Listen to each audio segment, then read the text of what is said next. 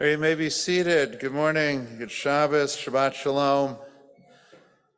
So one of my favorite musicals of all time is Wicked.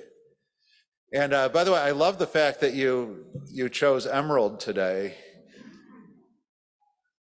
But Wicked, if you don't know, it's a retelling of the Wizard of Oz story, and it really humanizes the Wicked Witch. It explains the relationships, and there's a wonderful song from there called "For Good," which I'm going to not sing for you today, which is also for good. But I just want to share some of the words. I have heard it said that people come into our lives for a reason, bringing something we must learn, and we are led to those who help us most to grow if we let them, and we help them in return. Well, I don't know if I believe that's true, but I know I'm who I am today because I knew you. I have been changed for good. And I've been thinking a lot about lately, who are the people in our lives who change our lives for good, and the people in our lives who are really not so great for us in a lot of different ways. The Torah portion this week actually really talks about that. It's the story of Isaac and marrying Rebekah, and it says, "Vatahi lo leisha v'yehava v'yanachem Yitzchak acharei imo," that Isaac married Rebekah and he loved her. Now you would think it would be kind of the opposite. He loved her and he married her. But we already know that Isaac loved Rebekah, and that it was pretty much love at first sight. But the Levi Yitzchak Berdechev said that the reason it says that he married her and he loved her is that he understood that she made him a better person than he was before. Her kindness, her strength, all these qualities made him better. And this isn't just about the partners we have in our lives, but to think about really who makes you a better person, who makes you a better friend, who makes you a better neighbor. And this is something we actually pray for every morning in our morning prayers, that not just that we have good friends and neighbors, but that we stay away from the bad ones. Shatatzi hayom v'chol yom me'ezai panim me'ezut panim me'adam ra me'chaver ra u'meshachen ra. Keep us far away from a good friend. Keep us far away from a bad friend.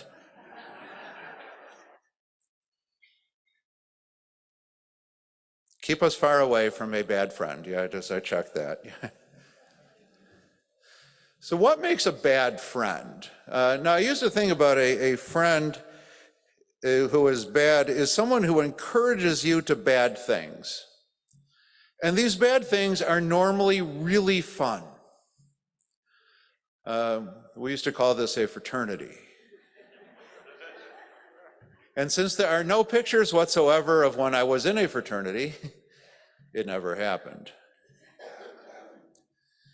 But I used to think about a bad friend as someone who just wasn't good for you.